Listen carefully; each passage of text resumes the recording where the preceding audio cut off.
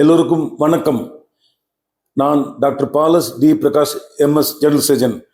நான் புரிந்து கொண்ட அந்த மருத்துவ அறிவை உங்களோடு நான் பகிர்ந்து கொள்ள விரும்புகிறேன்.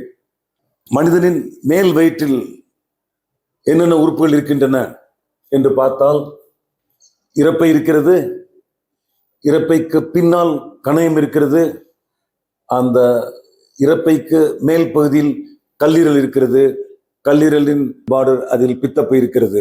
ஆகவே மேல் வயிற்றில் பிரச்சனைகள் வந்தால், ஒன்று இரைப்பை சம்பந்தப்பட்ட நோய்கள், அதிகளவு சாராயம் குடித்து ஃபேட்டி ஃபுட் அதிகம் சாப்பிட்டால் கணையம் சம்பந்தப்பட்ட நோய்கள் வரும். Too much fatty diet and including alcoholism and irregular diet, sudden weight loss அவ்வாறு வந்தால் பித்தப்பை கல் வரலாம். அதிகளவு குடித்தாலும், மால் நியூட்ரிஷன் அவ்வாறு வந்தாலும் அவர்களுக்கு கல்லீரல் கெட்டுப்போகும்.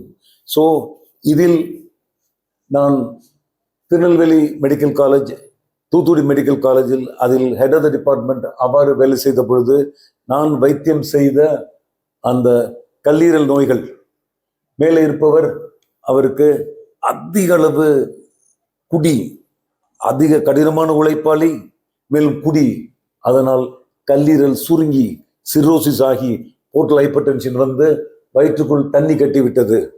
அதுக்கு அந்த தண்ணீர், அதற்கு அசைட்டிஸ் என்று சொல்கிறோம். Portal hypertension with ascites.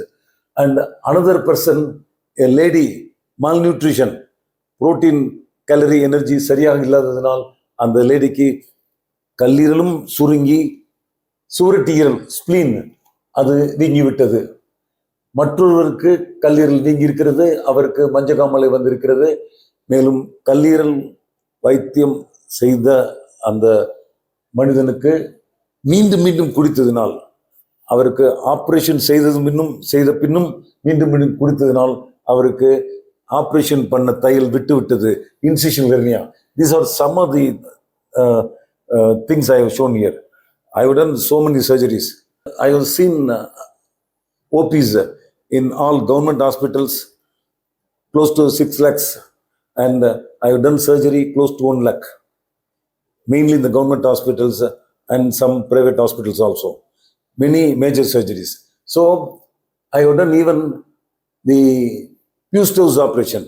இந்த கணையத்தில் கல் இருந்தால், பலவிதமான கல்கள் இருக்கும் பொழுது அந்த பேங்க்ரியட் டக்ட் அதை ஓப்பன் பண்ணி அதில் ஜெஜினம் அனஸ்டமோஸ் பண்ணி ஜெஜினாஸ்டமி, அவர் தூத்துக்குடி மெடிக்கல் காலேஜில் அதை செய்திருக்கிறேன். அந்த மனிதன் இன்னும் உயிரோடு தான் இருக்கிறான்.